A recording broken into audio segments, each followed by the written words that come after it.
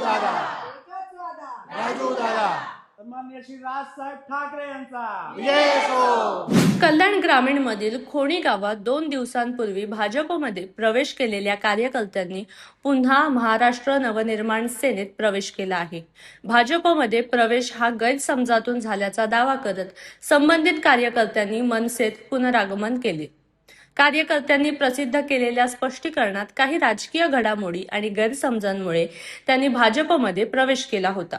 मात्र आपली विचारधारा आणि निष्ठा मनसेशीच असल्याची जाणीव झाल्यानंतर त्यांनी पुन्हा मनसेत परतण्याचा निर्णय घेतल्याचे सांगितले. खोणी गावातील या घडामोडीमुळे कल्याण ग्रामीणच्या राजकीय वर्तुळात चर्चांना उधाण आले.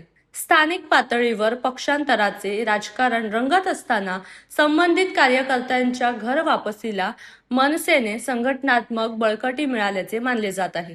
दरम्यान मनसे पदाधिकाऱ्यांनी कार्यकर्त्यांचे स्वागत करत पक्ष संघटना अधिक मजबूत करण्यासाठी सर्वांनी एकत्र काम करण्याचे आवाहन केले आहे. तर भाजपकडून या घडामोडीवर अद्याप अधिकृत प्रतिक्रिया देण्यात आलेली नाही. खोणी गावातील या राजकीय घडामोडींमुळे आगामी स्थानिक राजकारणात नवे समीकरण निर्माण होण्याची चर्चा आता सुरू झाली आहे. मी सर्वप्रथम सांगेन की ज्या महिला आमच्या BJP कार्यक्रमात ज्या उपस्थित होत्या त्यांना फसवून तिथे नेल्या होत्या. पक्षाचं आणि इतर कार्यक्रम सांगून त्या BJP कार्यालयाच्या BJPच्या कार्यक्रमात घेऊन गेले. तिथे गेल्यानंतर आमच्या महिला भगिनींना तिथे कळून आलं की हा इथे महाराष्ट्र नवनिर्माण सेनेचा कार्यक्रम नाही आहे. सन्माननीय राजूदादा तिथे उपस्थित नाही आहेत. त्यावेळी त्यांना तिथली परिस्थिती बघून त्यांना काही सुचलं नाही असं त्यांनी आम्हाला माहिती दिली. त्या कालही महाराष्ट्र नवनिर्माण सेना पक्षामध्ये होत्या, आजही आहेत. आज आमची रेग्युलर पक्षाची जी मीटिंग आहे त्या पक्षाच्या मीटिंगमध्ये त्या उपस्थित आहेत आणि त्यांनी तिथली परिस्थिती आम्हाला ही सांगितलेली आहे. मी इतर पक्षाच्या वरिष्ठांना सांगेन आणि ज्यांनी त्यांना फसवून नेले त्यांनाही सांगेन की विनाकारण वातावरण दूषित करू नका. ज्यांना जिथे इच्छा आहे तिथे काम करू द्या. अतिरेक करू नका. उगाच आमचं चालतं म्हणून आम्हीच चालवणार हे करू नका. महाराष्ट्र नवनिर्माण सेना हे खपून घेणार नाही. सन्माननीय राजूदादा पाटील आणि त्यांचे सर्व सहकारी कल्याण ग्रामीण आणि इतर ठिकाणी हे सहन करून घेणार नाही. नाहीतर उत्तराला प्रत्युत्तर आम्ही पण देऊ शकतो. पहिली गोष्ट मनसे नमस्कार. मला आमचे चुकून नावं तिथे त्यांनी पुकारले भाजपमध्ये, पण आम्ही नवनिर्माण सेनेचे इथे गटाध्यक्ष आहोत. आमच्या महिलांना चुकून त्यांनी तिथे नकळत बोलवलं होतं, तिथे नावं पुकारले होते, पण आम्ही त्याच्यामध्ये प्रवेश केलेला नाही. आमच्या महिलांना काय त्याच्यातलं थोडीशी कळत नाही, त्याच्यामुळे आमच्या महिला गेल्या. तिथे गेल्याच्या नंतर त्यांना लक्षात आलं की हे भाजपचं काहीतरी ते नाही काहीतरी कार्यक्रम होता तिथे, पण त्यांना आमची माणसं दिसले नसल्यामुळे त्या एकदम गाफील झाल्या.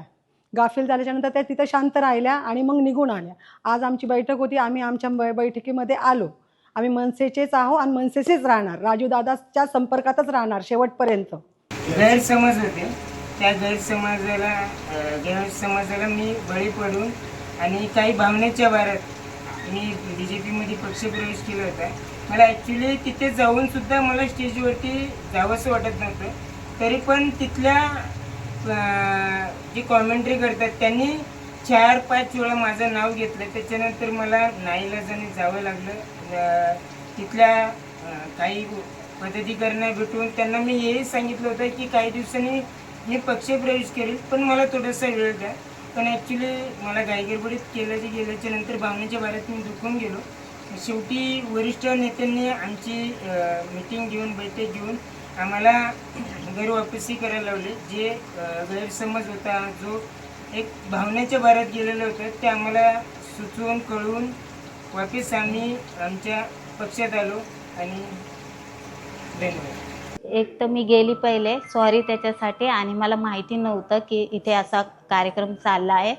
आणि मी गेल्यावर मला कळलं की मी तर इथेच आहे. तिथे दादा दिसले ना, राजू दादा, तर आम्ही दोघी, माझी एक मैत्रीण आणि मी, आम्ही लगेच बोलला की आपण इथनं निघायचं आता. एवढंच मला बोलायचं आहे.